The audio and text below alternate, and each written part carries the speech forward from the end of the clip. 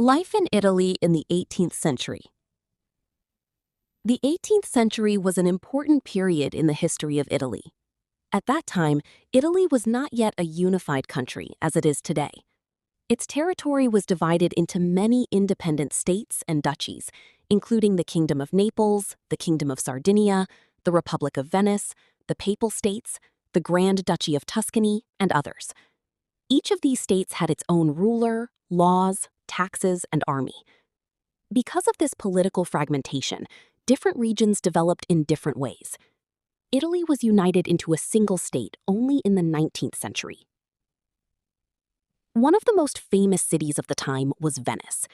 It attracted merchants, travelers, and artists from all over Europe. Venice was especially known for its famous carnival, which lasted for several months.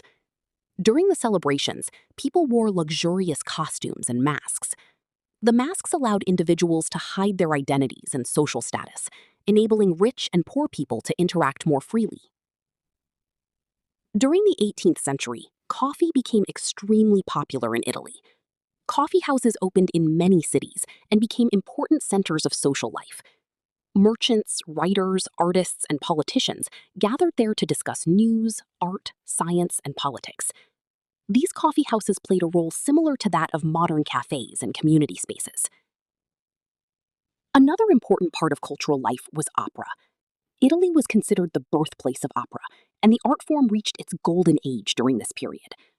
Magnificent theaters were built in major cities and attracted audiences from all social classes.